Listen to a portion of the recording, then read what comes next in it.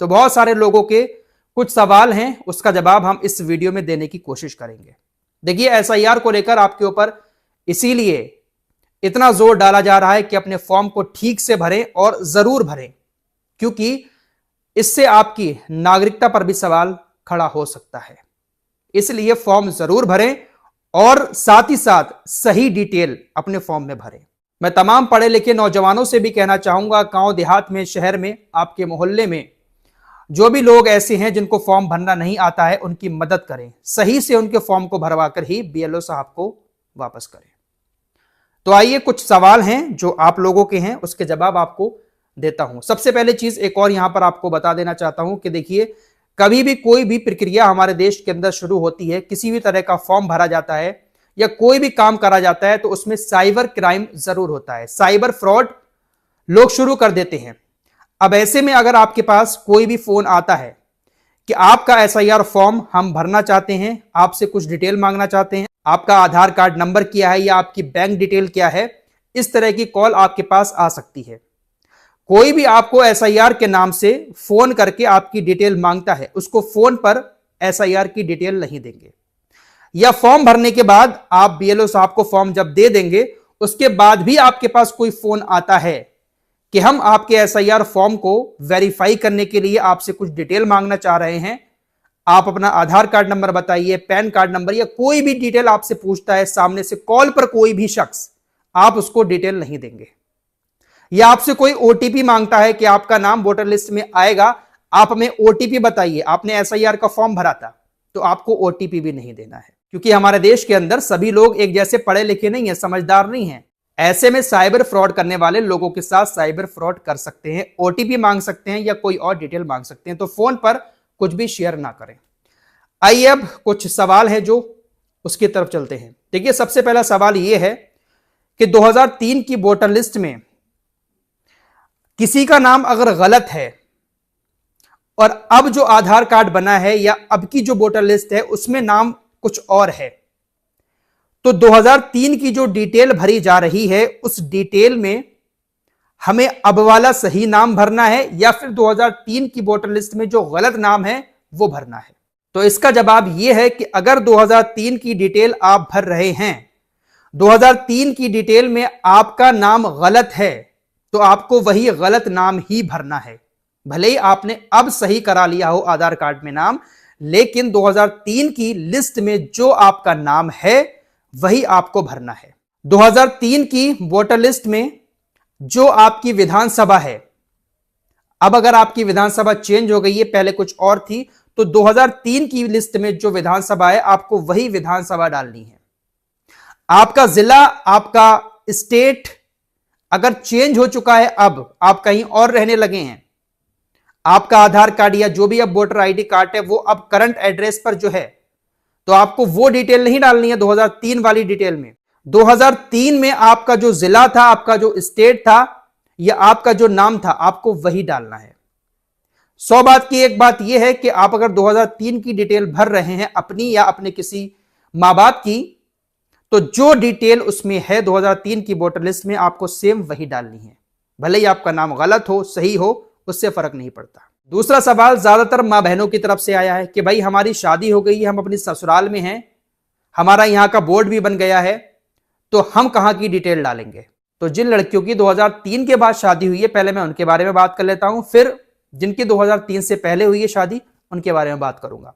तो देखिए, जिनकी 2003 के बाद शादी हुई है और जिसकी अभी नई नई शादी हुई है, पहले उनके बारे में बता देता हूं कि अगर आपका बोर्ड आपके ससुराल में बन गया है, तो आपको जो फॉर्म मिला होगा उसमें जो ऊपर फोटो के साथ डिटेल होगी वो आपकी ससुराल की डिटेल होगी।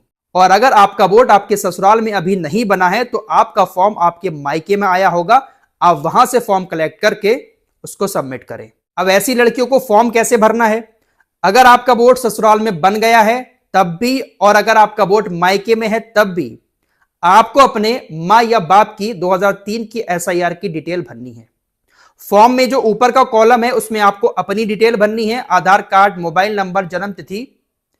उसके बाद अगर आपके पापा का नाम, आपकी मां का नाम 2003 की वोटर लिस्ट में है, तो आपको दूसरे कॉलम में अपने मां बाप की डिटेल भर देनी है। चाहे आपका वोट ससुराल में हो, चाहे आपका वोट मायके में हो, लेकिन डिटेल आपको अपने माँ बाप की ही भरनी है।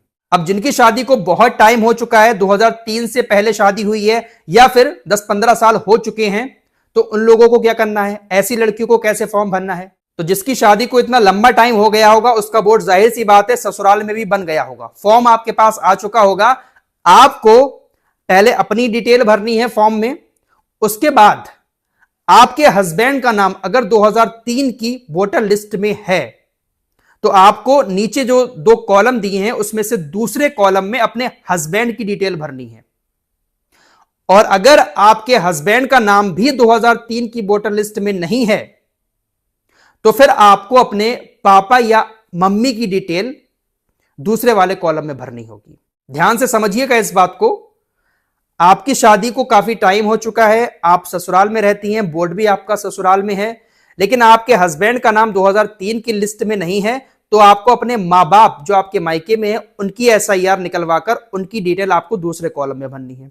और अगर आपकी शादी हो चुकी है, काफी टाइम हो गया, आपके हस्बैंड का नाम 2003 की वोटर लिस्ट में है, तो फिर आपको अपने हस्बैंड की डिटेल भरनी है। और अगर आपका नाम भी 2003 की वोटर लिस्ट में है तो फिर आपको अपनी ही डिटेल भरनी है।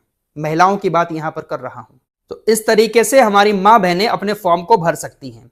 एक सवाल एपिक नंबर को लेकर है, EPIC नंबर को लेकर। काफी सारे लोगों के पास एपिक नंबर नहीं है, उनको क्या करना है? उनको कुछ नहीं करना है। अगर आपके पास वोटर ID कार्ड नहीं है, एपिक नंबर नहीं है, तो उसमें लिखा हुआ है कि अगर है, फॉर्म में लिखा हुआ है कि अगर है तो आप लिख दें, नहीं है तो कोई बात नहीं। अब देखिए 2003 की जो वोटर लिस्ट आई है उसमें काफी सारे लोगों के एपिक नंबर कुछ और हैं, और अब जो नया वोटर ID कार्ड बना है काफी सारे लोगों का करेक्शन करके उसमें एपिक नंबर अलग है। तो हमें कौन सा वाला एपिक नंबर लिखना है? अगर आप 2003 की SIR की डिटेल डाल रहे हैं तो आपको 2003 का ही एपिक नंबर लिखना है, और अगर आप अभी की डिटेल डाल रहे हैं तो आपको अभी का एपिक नंबर लिखना है। एक कमेंट और बहुत ज्यादा लोगों का आया कि हमारे BLO तो हमें सिर्फ एक फॉर्म देकर गए हैं। आप कह रहे हो फराज भाई 2 फॉर्म भरना है, लेकिन वो तो एक ही देकर गए हैं। देखिए अगर आपके BLO भी एक फॉर्म आपको देकर गए हैं, दोनों फॉर्म एक जैसे ही भरना है, एक जैसे ही फॉर्म है, तो आप परेशान ना हो। अगर एक फॉर्म देकर गए हैं तो आप उसकी फोटोकॉपी कराएं और दोनों फॉर्म भरें। BLO साहब को एक ही फॉर्म देना है, लेकिन आप दोनों फॉर्म भरकर जो फॉर्म आप अपने पास रखेंगे उस पर भी BLO साहब की मोहर और उनके सिग्नेचर जरूर कराएं, ताकि आपके पास भी सबूत रहे कि हां हमने फॉर्म भरा था। अगर एक फॉर्म देकर गए हैं तो परेशान ना हो, फोटोकॉपी फटाक से कराएं और दोनों फॉर्म भरकर BLO साहब की मोहर लगवाकर एक अपने पास रखें और एक उनको दे दें। तो ये कुछ सवाल थे आप लोगों के, जिसका जवाब मैंने आप लोगों को दे दिया। फॉर्म जरूर भरें, इग्नोर ना करें। और एक सिग्नेचर का जो ऑप्शन आ रहा है आपका नीचे फॉर्म भरने के बाद, हमारा खुद का, तो जरूरी नहीं है कि जिसका फॉर्म है उसी के सिग्नेचर हो। अगर पढ़े लिखे हैं तो आप कर सकते हैं, वरना आप अगर माँ बाप का फॉर्म भर रहे हैं, आपके माँ बाप पढ़े लिखे नहीं हैं, तो आप खुद भी सिग्नेचर उस पर कर सकते हैं। सिग्नेचर अपने भी जरूर करें, BLO साहब की मोहर लगवाकर सिग्नेचर करवाकर एक फॉर्म अपने पास और एक उनको दे दें। इस वीडियो को भी ज्यादा से ज्यादा शेयर करें।